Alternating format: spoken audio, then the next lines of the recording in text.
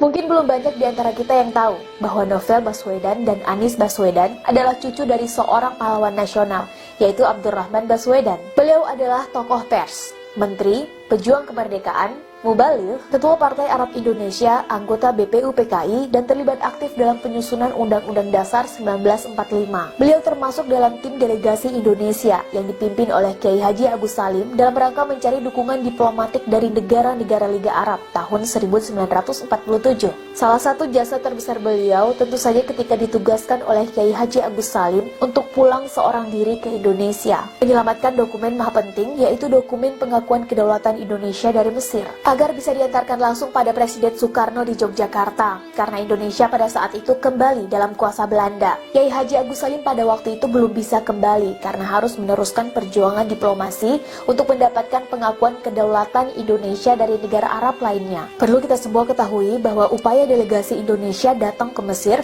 untuk mencari dukungan dari Liga Arab selalu mendapatkan rintangan dari Belanda dan sekutunya, mulai dari kedatangan, sesampainya di sana, sampai pada waktu kepulangan. Protes besar dilakukan oleh Duta Besar Belanda di Mesir, namun Mesir tak bergeming, sehingga perjalanan pulang AR Baswedan bisa dikatakan misi berani mati. Beliau harus terbang mempertaruhkan segalanya, karena pesawat yang ditumpanginya harus transit di beberapa negara seperti Bahrain, Pakistan, India, Vietnam, dan Singapura, yang pada saat itu Indonesia belum memiliki hubungan diplomatik dengan negara-negara tersebut. Sebagai negara yang baru saja merdeka, Indonesia belum memiliki kelengkapan dokumen diplomatik untuk warga negaranya semisal paspor. Sementara, kebanyakan negara yang disinggahinya memiliki hubungan diplomatik dengan sang musuh, yaitu Belanda, sehingga sangat rawan untuk disabotase dalam perjalanan oleh Belanda. Namun karena kepiawaian AR Baswedan dalam menggerta, berdebat, berdiplomasi, dan berargumentasi, khususnya dengan otoritas di masing-masing negara singgah, dan dengan ridho yang maha kuasa lah, akhirnya AR Baswedan bisa lolos sampai ke tanah air,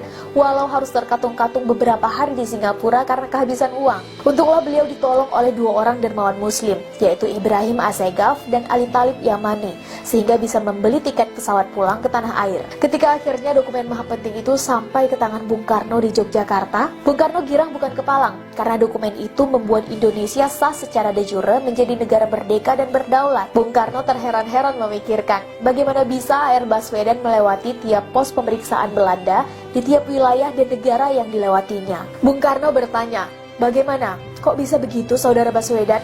AR Baswedan menjawab, "Untung." Dalam beberapa kisah juga diceritakan bahwa AR Baswedan harus menyembunyikan dokumen maha penting itu dalam selipan kaos kakinya sambil terus berzikir menggunakan tasbih pemberian pejuang kemerdekaan dari Maroko setiap melewati pos pemeriksaan Belanda. Ya, itulah sebagian dari banyak jasa AR Baswedan. Perlu kita ketahui juga bahwa di usia mudanya beliau seringkali melepaskan tawaran gaji yang tinggi demi idealismenya memperjuangkan kemerdekaan negara. Beliau pernah melepaskan pekerjaan dengan gaji bulanan setara dengan 24 kuintal beras demi untuk fokus dalam pergerakan menuju kemerdekaan. Oleh karena itu tidak aneh meski beliau pernah menduduki beberapa jabatan tinggi seperti menteri, namun tatkala beliau meninggal, beliau tidak mewariskan rumah kepada 11 anaknya. Karena memang semasa hidup, beliau tinggal di rumah yang dipinjamkan oleh kawannya. Beliau justru meninggal dengan mewariskan 5.000 koleksi buku dengan berbagai judul dan tema. Buku-buku yang semasa hidupnya menjadi teman, sekaligus nutrisi dalam perjuangannya. Seolah itu memberi sinyal bagi keturunannya dan kita semua. Carilah ilmu sebanyak mungkin agar berguna bagi negara dan agama, tanpa harus memperkaya diri dengan uang negara atau menipu sesama. Merdeka!